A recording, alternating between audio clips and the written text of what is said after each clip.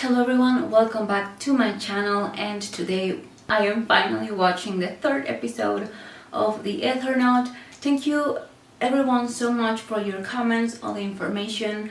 Thanks to you, I have gotten to know this show a lot better. This is not the way I usually consume content. What I do and what a lot of people do, it's for example with Netflix, the whole series is up and you can watch it however you want, and I usually watch like 3 episodes or 4 episodes a day sometimes if I really like it. And I would have done the same thing with this one. Like I said, I wanted to create reaction content, but it just hit me at the last minute right when I was about to watch it. Like, I probably should start with this one and just like build my channel around it. And if I hadn't done this, I wouldn't have known as much as I do now. And it's all thanks to you, like all the context, all the things that I didn't know before. Someone also told me about some place that is going to be showcased in the future, and the relation that it has with actual things that happened in the country. So I'm looking forward to that one. And again, just certain things. Someone also told me to listen to the song of episode 2, like at the end of episode 2. I haven't done that yet, but I'm going to do that. I'm going to go back and listen to the lyrics because this person told me it was important and I want to listen. And I do read all your comments, and again, I am very, very grateful. All of you have been very nice, and I'm just asking again for no spoilers, please. Just don't talk about anything that will happen in the future. But I do like context, so if you see that I forgot something or that I didn't mention it, please do let me know. Also, I am thinking about reacting to some more content, so any recommendations are much welcome. I'm also thinking about doing it in Spanish. I am doing it in English mainly because of practice and a few other reasons, but mainly practice. But I'm thinking about creating content in Spanish as well. Right now I have the ETERNAUT in English and Frieren that I'm currently watching, and I think only those two are going to be in English. And this one, if I had known better, I will have started doing it in Spanish, but again, my first time, I'm just learning.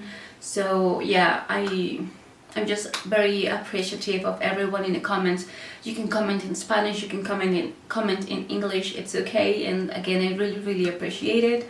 And before I start, I wanted to talk about the titles. I usually don't like to pay attention to the titles of the episodes because they can be a little bit spoilery. These ones, I don't think they are, so it's fine. Like, I'm looking at them right now. And the first one, and I wanted to talk about it, but I forgot. It's called Noche de Truco. But it's something like a trick night, or like, now suddenly I can't speak. Like, there's a trick happening, like something that wasn't real, it's taking place.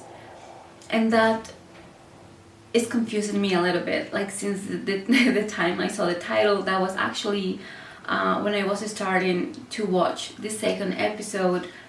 I noticed the titles and I watched that one, and I'm like, what do you mean trick night? Or like, something it's happening that is not true. So I'm still like trying to remember that one because I believe it's going to mean something later on. Like, right now I'm just thinking it has to do with what they were doing when they were playing cards, that for a little bit it seemed like they were cheating because they were like signaling each other, but it might have a bigger meaning. The second one is Salgan al Sol. Wow, that pronunciation sucks. Salgan al Sol. That one, to me, it's something like getting more information, knowing a little bit more, like expanding what you already know, and literally just going out because the night has passed and now it's daylight, and now you can get, like we did, like a bigger scope of what is happening outside. Again, I'm just waiting for things to come together a little bit more. Like, I'm still in need of more context. And this one, it's called El Magnetismo, the magnetism. So I still don't know what that means. It's about bringing people together, probably, or it might have something to do with what we are about to see. Like, we already saw a few things happening, so this might be something else, like just another layer that they are putting in our protagonist way to make things more difficult or survival more difficult. So I don't know if this is literal or not, or it might have a double meaning. The next episode, I'm not seeing the synopsis or anything. It's called Credo, and I have no idea what that means. It might be a place, it might be a name, I don't know. I might look it up, or you can tell me what it means without spoiling anything, please. But yes, I'm getting more and more excited about this show, and just reading your guys' comments, because again, I just get to know more things that I didn't get to know before.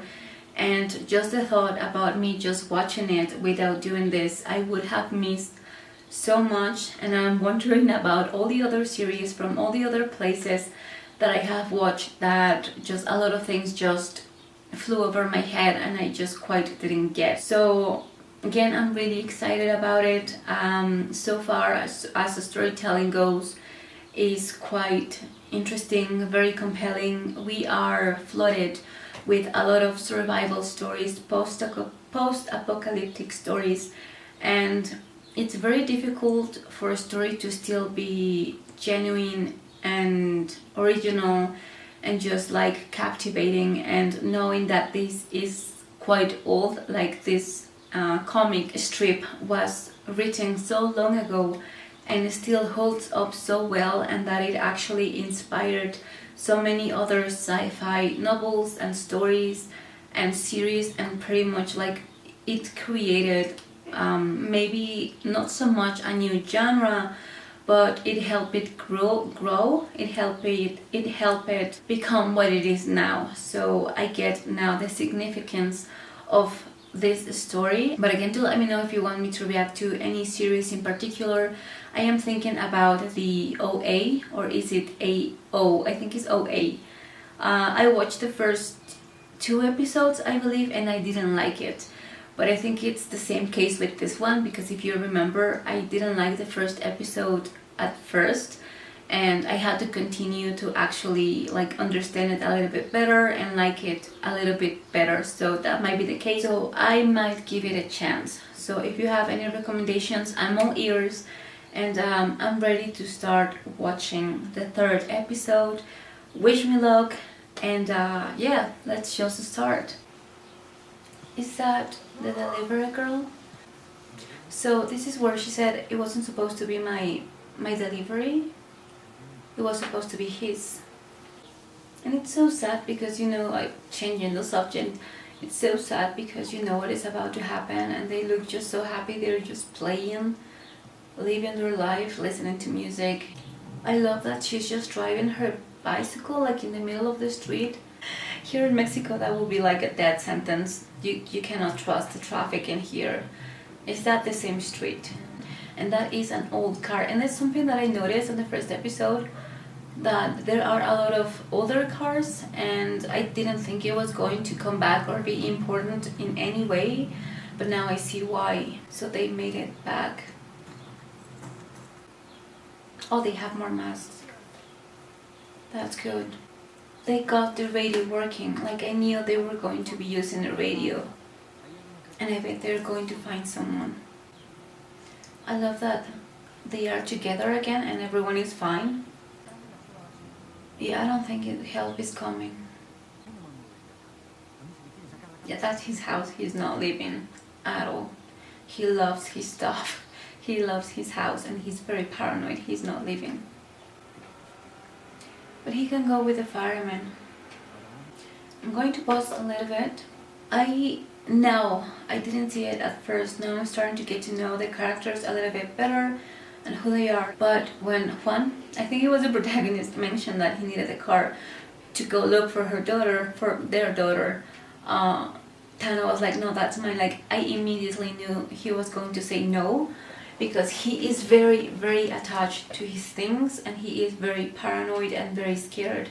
and he's like, this is my car, like the only ones that get to use it are like the ones living in here, that it's him and his wife. And I think he does care about the people in there, like his friends and even Inga. He cares about them, and I get that them taking the car, even if it's just for a little bit, it will put them in danger, because what if they need it? Because let's say a fire happens or something like that and they need to leave, they will need that car because there is too many of them. And even then, I think some of them will need to be left behind. Like, I don't know that, but he is being a little bit selfish. Like, I get it, he's being selfish because his friends need him, his friend need his car to go find his daughter. It's someone important, it's just not someone, you know, like oh yeah, they'll be fine, whatever, we don't care.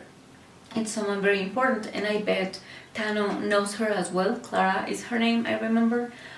So they most know each other, so he knows her too, and he's still like, no, you're not getting my car. So I get his point, and I also get his wife's point, again, names, that she doesn't want to have that many guns in her house. And there is two things that might happen. One is going to help them, like all of them learning how to shoot and be prepared. But again, they are not in immediate danger unless someone knows they are there and they want to attack them for a reason. And now that I think I know that something else is going on that might want to kill them, not for rations, for food or water or anything like that, but just because they are alive, like something that is bigger than them. They might need the guns, they might not help, but it's better to have them than not to have them.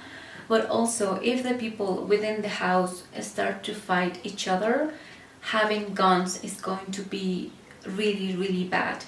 Because we saw, and she was very confused, Claudia, I believe, again, like why they turned so fast on them, like why made them mad, made them angry so fast. And that is the thing, we become very irrational when we are in the face of danger, and we tend to stop thinking very well, because even if it's for our own sake, for our own safety, we tend to choose very badly, because this rational part of our brain is not working. So we even put ourselves in danger, like we saw Juan jumping out of the window because of fear, even though he was very likely to die, because that's what we do. We do not think very well, or we just hope that things are going to work out. So yes, having guns in the house is both safe and dangerous at the same time. And I also get why giving up the car to your friend, it's a bad idea, but also it's his daughter. But again, I get it at the same time. Like, I see both sides. One of them needing the car to go look for your family. You don't know if she's fine. Like, he doesn't know what is happening. It might be a time thing. Like, he might have time against her. So Juan might need to get there very quickly. But they are more in that house that might need that car. So again, I think the firemen are going to take him for his daughter, for Juan's daughter, because more people might be there that need help. What I don't know is, if there are more people, what are they going to do with them? How are they going to help them? Because right now I'm guessing they are in a house, they are safe, and if they leave, where are they going to go? They cannot go to Thanos' house. Thanos' house is just not that big, and they don't have as many rations, and they can stay in the garage. That is very, very cold, and that's not like safe. And I think especially having too many people in one space is not the safest. I think if she is in the school, because that was one of their theories, I don't know why she will be in the school if they were talking that she was with friends. I'm a little bit confused about that. But if they are in the school, I think the school will be a better place to stay put. It's bigger, it might have more resources, especially again just the space, and I know it might get very, very cold, but again you can do something about it, like get blankets and stuff like that and put them on the windows. And yeah, I think that school might be a safer place, and I do think the firemen are going to get more involved. And I love that they arrived into Thanos' house in the garage with the firemen, and no one blinked an eye. They were like, oh, they're here, just waiting for them with the blankets. Like, nobody questioned anything. It's like they called them in advance, like, hey, we're coming with the firemen, we're going to be there in 5 minutes. It was like that. It was quite funny. And I also liked the scene of Inga. She was driving to deliver the whiskey. And then we get this view of today and how now everything is covered in snow, like the same street, I am guessing. And again, this is just about how things can change very, very quickly. And that includes people. So I am thinking, because Tano, we have been shown that he can be quite prone to panic, so I think he might become some sort of villain in the future. Like, he will become even more paranoid, even more scared, like something is going to happen that he's going to be like, you know, I want you out of here. Even his friends, like, this house is just for me and my wife, you need to go. And he might pose a threat later on, or he might turn around and do what is needed and leave his like fears aside to do something brave. Like, maybe he will be the one leaving the house looking for help if needed. I don't know. So anyway, let's continue with this. He is following the trace, like the tire tracks. Why did you leave it open? He doesn't look dangerous, but you cannot trust anyone. That person looks fine so far. Yeah, look for more people. Yeah, I didn't think about it, like about the tires, like the mark they were leaving behind. That is not safe, and I didn't think about it. What? So they know each other. They're doubting him? Yeah, maybe they just had one suit, but they are doubting him. Yeah, people turn on each other very fast. And he took the chance. Oh, that color is not right at all. Damn it.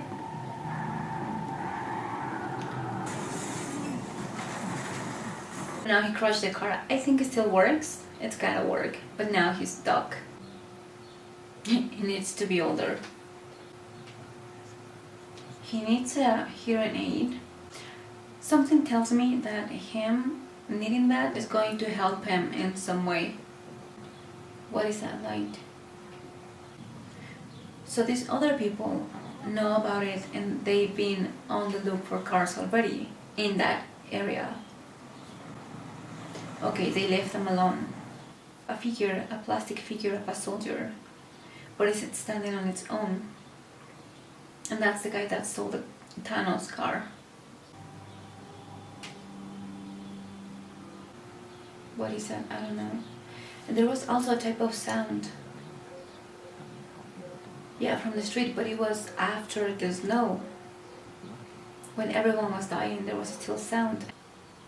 So it took them all night to get there. Yes, yes, yes. Take the gun. The axe is worse. I would rather use a gun than an axe. There's another car coming.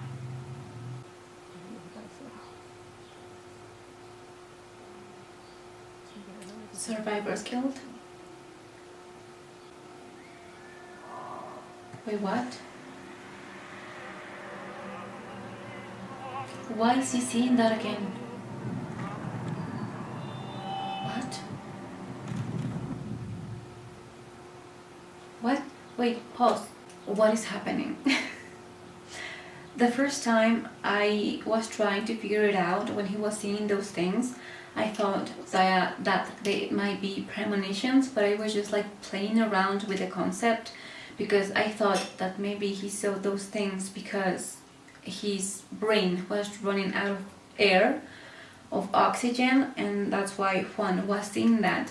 But now he was fine. He was standing there, he had his mask, and somehow the kiss triggered that, and we saw more things like fire, screaming, the people at the train, and just him like maybe asking for someone to stop or something to stop. He was in panic. So he does see things, right?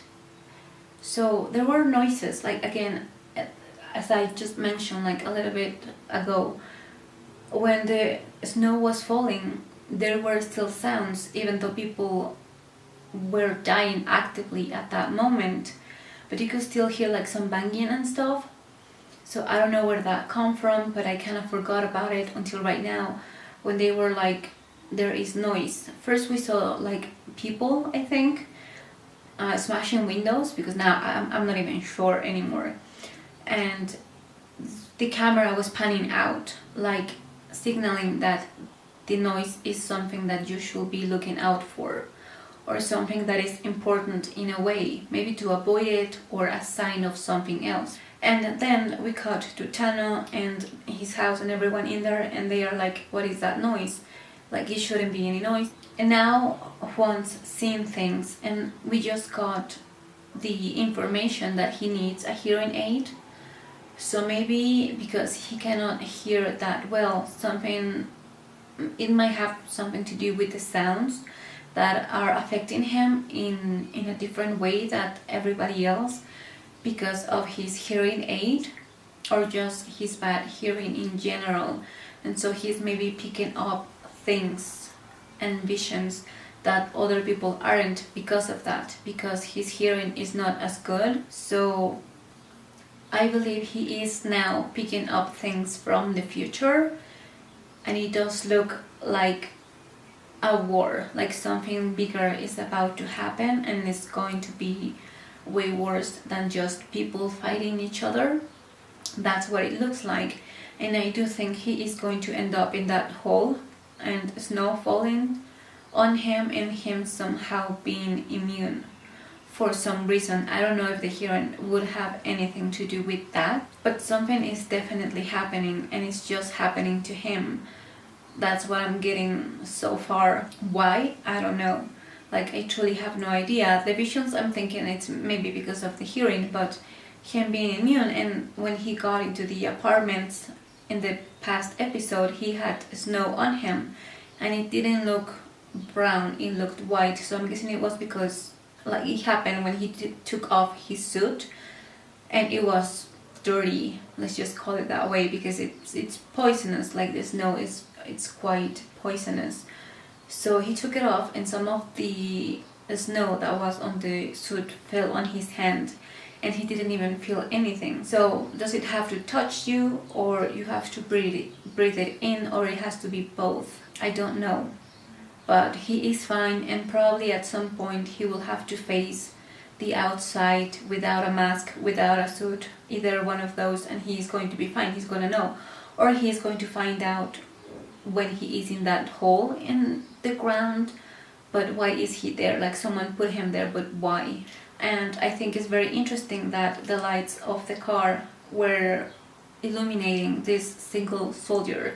It was just this one figurine, and it was just like standing, grabbing a gun and pointing at something. It was fighting something, but it was alone.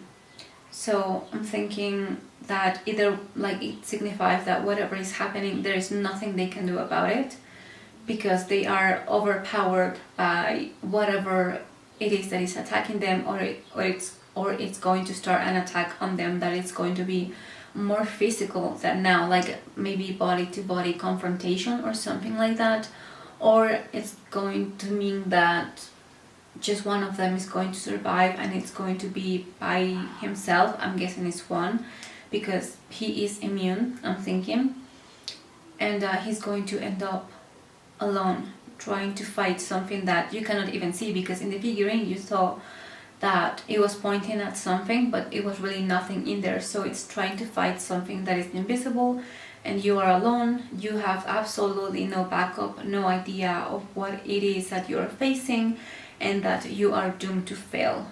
That is what I got from that.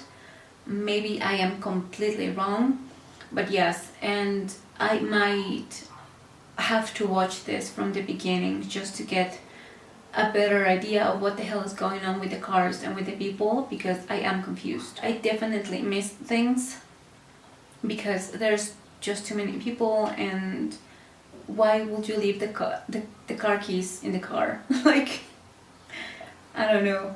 But anyway, I'm going to continue watching now. I will think I started losing my mind, but at the same time, there has to be context to what he is seeing. I'm trying to pay attention to the lyrics now. She's trying to find something. I'm guessing she's trying to look for the file of her friend and see her address. She's calling for Juan. I don't think that's him. I don't know. The axe. Oh my god.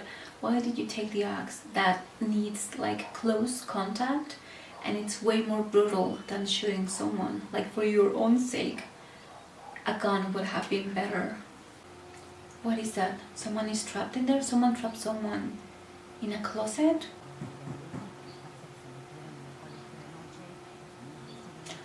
Oh, it was a joke.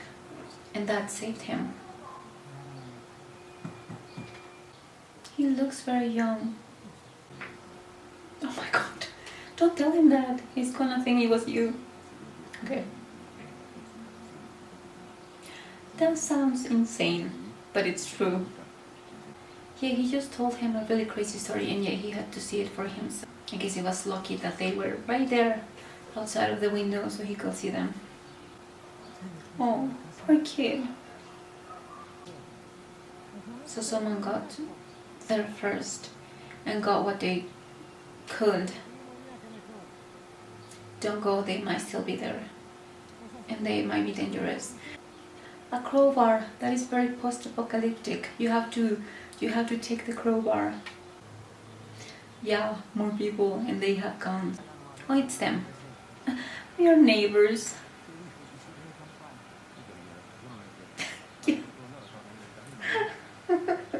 What was I supposed to do?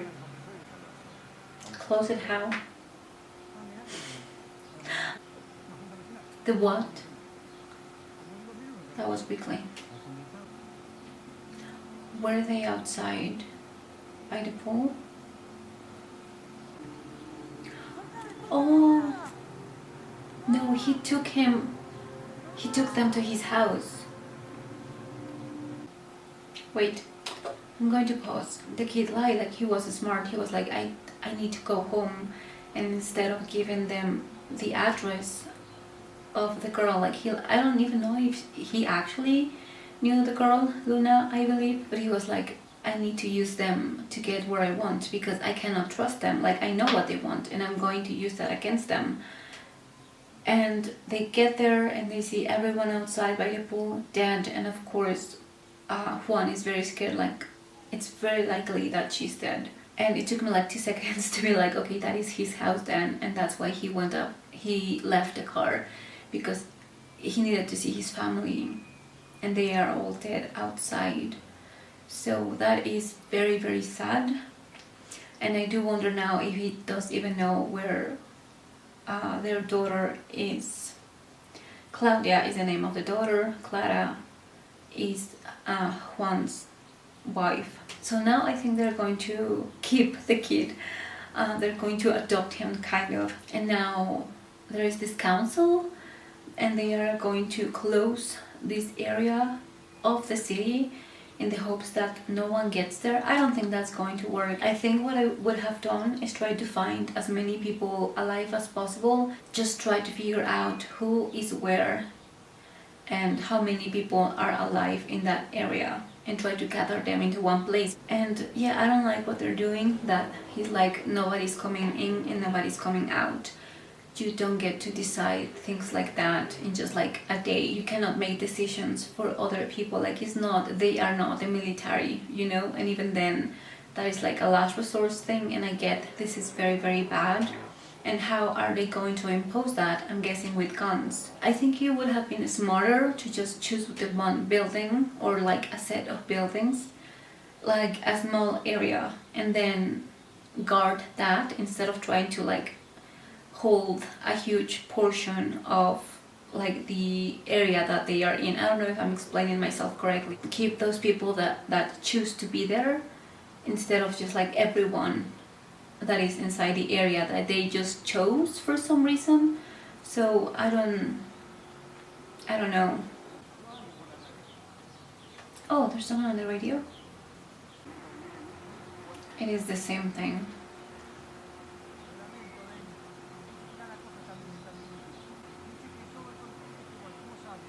Yeah, exactly. How do you know? Why is he sick? Because a change of temperature? That happened pretty fast. And it's also a good idea to stop by at a drugstore, just get, okay, just drink that up, I guess. Get bandages, alcohol, just stuff that you might need later. Not that, but I don't think she means danger. That's gotta be the worst moment to be pregnant. Hey! And I was like, oh, she's fine. What? ¿Volvieron las islas? What does that mean? So, he was an alcoholic and he has episodes? Or does he have hallucinations? He sees things. Them. They didn't lock you up. Again, he's grieving and everything, but that didn't seem like him. That was kind of out of character. But every time he needs to communicate with someone else, will he need to do that to change the orientation of the antenna? That sounds like a horrible thing. Oh, and the compass isn't working, so the magnetism thing, that's where it comes into place, like the title. Wait, pause. The thing about Juan's hearing, it's new, right? Like the ex-wife didn't know about that. I don't know for how long they've been separated, I think a few months, something like that, but she did know about him seeing things. But he it's either that or him being like drunk, having an alcohol problem, because they both, like Clara and the kid, saw him like take a chug of whatever that was. And she's like, did that come back? I don't remember the word that she used, but it's like maybe that's something that he used to do, like maybe drink alcohol, or maybe it was this specific medication for the things that he sees. So he might be experiencing hallucinations, and that might be something that has happened for quite a while now, and maybe it just happened in times of stress. I don't know much about it. But that's why the wife knows, right? The ex-wife, Clara. So was that, like, again, was that a reference to alcohol, or just him having hallucinations and having to take medication to calm that down? Also, I didn't understand why the kid was being such an ass. Like, again, he was grieving and everything, but they weren't, the right people to be mad at, and it just ended very quickly. So I think I could have done without that part. Who is that? Are those the same people? And they have kids. Oh, I was scared, but they have kids. They were doing it for their family. I don't understand. Like, what does that mean, the things on the floor?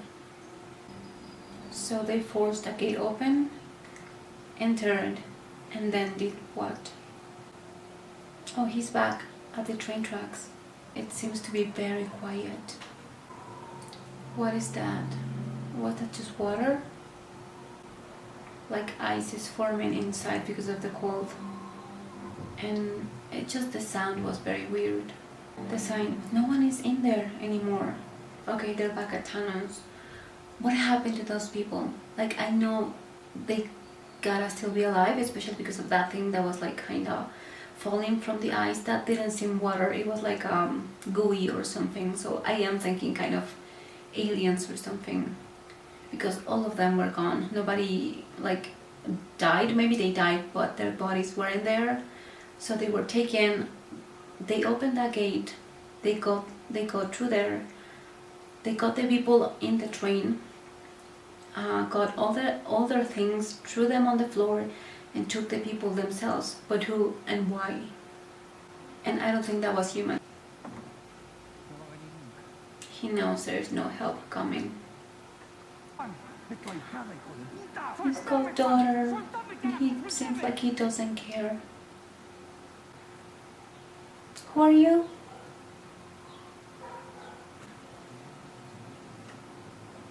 Like there was something, right? What is that? Something moved and it looked alien. It did, I swear. Oh my god, that song is good, but this is not the time. It sounds like a snake, but it's so strong it's dragging the whole car. So that's the thing that took the people at the train. But there was no blood though. There was no blood.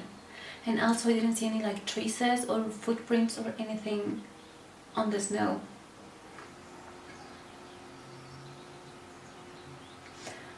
I don't know what to say. Like, I talked about this before, about it being waves of destruction that were designed to kill everything on Earth. I don't think it's just that part of the planet. I think it's a global situation. And I counted, there were 4 and now there's a 5th one. That seems to be like this type of snake or something like that. Because it sounds like one, like we didn't get to see that, but it moves and sounds like a snake. And I don't know what it does exactly. I'm thinking that it doesn't kill people. I'm thinking it extracts them, like it just takes them. And there might be many of them, not just like a few, because you need a lot of them to take all those people out of the train, unless those things like scare them and made them run away because of fear. And so that's why they left the train, and once they were outside they were like taken. But again, there was no blood. I don't know what I'm talking about, but yes, now we got the other wave. And like I said, I mentioned that it was going to be more like physical, like a kind of soldier or something like that. I was very strong, like it pulled the car, no effort at all. I wonder how they can find people, either by smell, noise, or like vision. So I'm thinking that's why the noise has been mentioned. Maybe they use noise, maybe they use everything, but noise specifically. So I think the people in the train are still alive, or maybe just some of them. I think the guy that we just saw in the helmet, he's fine. Not fine, but he's not dead. And I don't think that girl is dead either. But actually her, I'm not sure. They killed almost the entirety of the population, and now they are going after the ones that survived, because they know that if survived this long is because they know how to make suits, how to like avoid the wind and the snow and everything. And so now they are sending their like soldiers kind of. But I wonder why they aren't killing them. I say soldier because they might be working for something else, something higher, something more powerful, and they are just sending them in. Maybe they arrived in the meteors, because that was a huge thing in the past episode. So that was the other wave, and they arrived on those meteors, right? Like that. Maybe they were ships or something like that. And their goal is to take them out, like humanity, like one by one, maybe. And also, from what we've seen, we haven't been in any other part that isn't Earth, like through Juan's visions. There's been fire, there's been like death, war, despair and everything, but all of that seems to be here on Earth. So what is the main plan? So I don't think people are the main thing that they are looking for. They are an issue, like an obstacle that it's between them, like the aliens or whatever they are, and what they actually are there for, like what they want or what they need. They might be there for survival, or just for, you know, like more land or whatever, like, you know, wars. Usually they are fought because of freedom, because of fear, or because of selfishness and wanting to have more. So maybe they are just conquerors. I think in the next episode we are going to see them, maybe. how they look like and how they fight. But yeah, this is going to turn a lot darker. So anyway, I don't have a lot of thoughts about this so far. I mean, I was talking throughout, but yeah, I'm gonna wait till the next episode to see what happens. It doesn't look good, again, because of the soldier, like the figurine. I'm thinking that one, it's going to be the only survivor, and I got that because of the poster. It was just an idea, right? Like there could be more, he was just the protagonist, but now I'm thinking like he truly is going to be the only one left. But I don't know what's going to happen. I don't know how they're going to fight back, if they even can fight back, because like I mentioned, enemy was portrayed as something unreachable, right? Invisible almost, that you cannot hurt. But maybe he will find a way, or maybe he will be just the last human alive. I don't know.